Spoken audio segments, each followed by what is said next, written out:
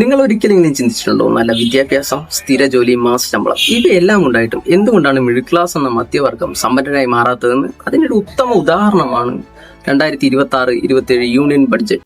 और दूसरा अभी मैं एक शो करके आया हूं, उसमें लोग पूछ रहे थे कि मिडिल क्लास के लिए बजट में क्या है. ഫെബ്രുവരി 1 ഞായറാഴ്ച ഇന്ത്യയുടെ ചരിത്രത്തിൽ ആദ്യമായാണ് ഞായറാഴ്ച ഒരു ബജറ്റ് അവതരിപ്പിക്കുന്നത്. ബജറ്റിന്റെ കേന്ദ്ര ആശയം എന്ന് പറയുന്നത് ഗ്രോത്ത് അല്ലെങ്കിൽ വളർച്ചയാണ്. 12.2 കോടി രൂപയാണ് ഇന്ത്യ ഇൻഫ്രാസ്ട്രക്ചറിലേക്ക് ഇൻവെസ്റ്റ് ചെയ്തേക്കുന്നത്. ഇതിൽ റോഡുകൾ, റെയിൽവേ, മറ്റ് ഗതാഗത സംവിധാനങ്ങൾ, ഡിജിറ്റൽ ഇന്ത്യ ഇതൊക്കെയാണ് വരുന്നത്. പക്ഷേ ഇൻകം ടാക്സിൽ കാര്യമായിട്ടുള്ള മാറ്റങ്ങളൊന്നും വരുത്തിയിട്ടില്ല.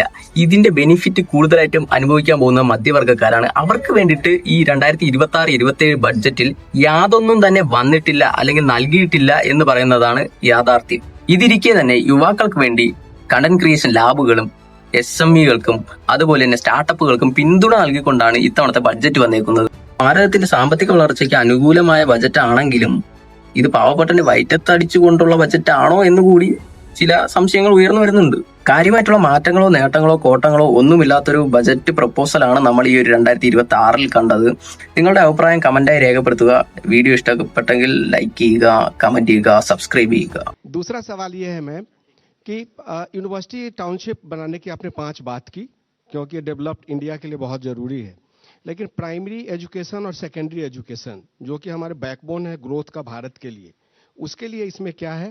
और दूसरा अभी मैं एक शो करके आया हूं, उसमें लोग पूछ रहे थे कि मिडिल क्लास के लिए बजट में क्या है. बजट में क्या है?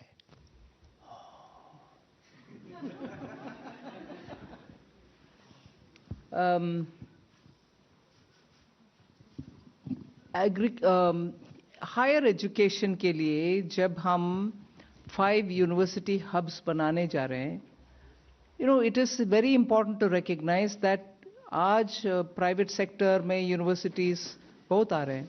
स्टेट्स का मन लग रहा है कि और हायर एजुकेशन सेंटर्स ज़रूर होना चाहिए.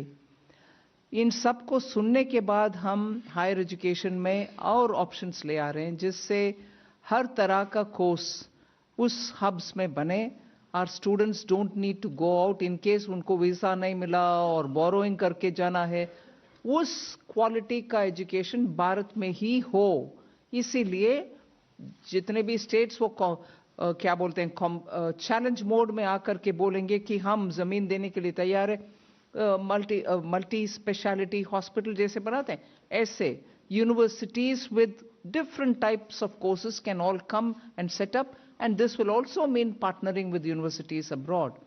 So higher education में जो flexibility के साथ function करना है और हमारे students जो बाहर जा रहे हैं उनको उसी क्वालिटी के एजुकेशन इधर देने का, ये नहीं कह रही हूं मैं कि हमारे यूनिवर्सिटीज में क्वालिटी नहीं है, मगर एस्पिरेशनल लोग को कुछ और सर्टिफिकेट जब चाहते हैं वो सर्टिफिकेट क्यों ना भारत में ही ना मिलना. Why don't we provide for it? And इसीलिए वो स्कीम ले आए. So it does not immediately mean that we are not going to be spending on primary and secondary. Primary and secondary में इतनी सारे स्टेट्स के साथ कोलैबोरेट करते हुए PM श्री स्कूल हो, नवोदय विद्यालय हो, प्राइमरी से लेकर हायर सेकेंडरी तक बहुत सारे कदम पिछले 5 साल में उठाया गया. न्यू एजुकेशन पॉलिसी आने के बाद उन सबको अभी भी सपोर्ट मिलेगा सेंटर से. हम कम नहीं कर रहे हैं बजट को.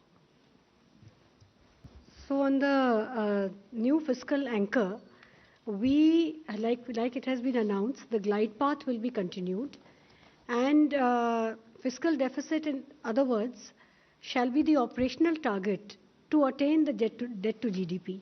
So it's not that we are going away from the fiscal deficit. It's not going to be the monitorable target. The target will be the debt to GDP that we are going to be monitoring.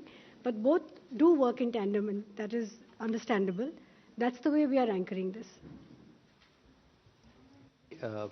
Explain the growth rates for the tax the next year.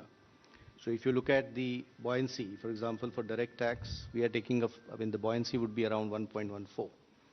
So which shows that we expect that with all these reforms, the tax growth should become and would be growing at a rate faster than that of the economy itself. So we do expect the tax income, the tax revenues to be sufficiently buoyant in the coming year. GST revenues, what is the question? Can you repeat the question? No. You will have to account the fact that compensation cess is not going to be there the next year. So you'll have to exclude that, which is why you would see our monthly figures are showing other than compensation cess. That is the right number to look at. Hello, ma'am. This is Priyoshmita from Informist Media.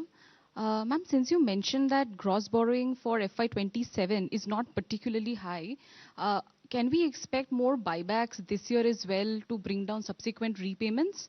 And secondly, are you looking to switch bonds with the RBI as well to manage your repayments? You did this this year in May after a gap of 2 years. Thank you.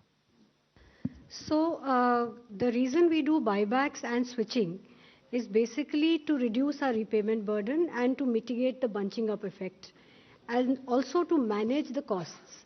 So we did a significant switching of high coupon securities this year.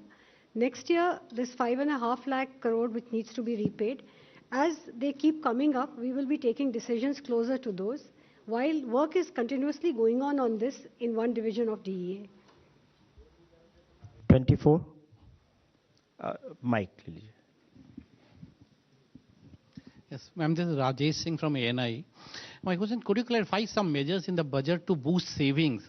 Because there was some demand by bankers for FDs to be linked with like equity benefit, or NPS scheme were demanding some kind of tax benefit. Because we need greater savings for greater growth. We need greater savings for greater role, all right, and the banks know how to do it. 9. Please pass. Hi, this is Adrija from Money Control. I had 2 questions. One was on the fact that the economic survey had also raised some concerns about states' fiscal health and their borrowing, putting pressure on the sovereign borrowing rates also. I just wanted to understand, has the center thought about how do we want to tackle this with the states, because we are targeting a debt to GDP ratio. But we know overall debt to GDP ratio is the anchor that most global agencies look at and ideally needs to be looked at. Second, my question was on the FEMA rule changes. I just wanted to understand with the interaction with the investors or the stakeholders globally, what are the kind of demands or what are the kind of requests that are coming in, especially amid the status when it comes to foreign investor outflows. So what are we looking at, if we've thought about anything yet? We're talking with states about their borrowing can only be done as a nudge conversation. Beyond that, the center cannot do. Equally, if you look at it, the center is also under Article 293(3), duty bound to make sure that the borrowings of the states are also monitored in a way. We can't curb them, but beyond their FRBM, we can sit with them and have a conversation. But that's about where it is. And I think largely states understand their duty under the FRBM Act. So I leave it there, you understand. But on this question, the next question, that NDA routes.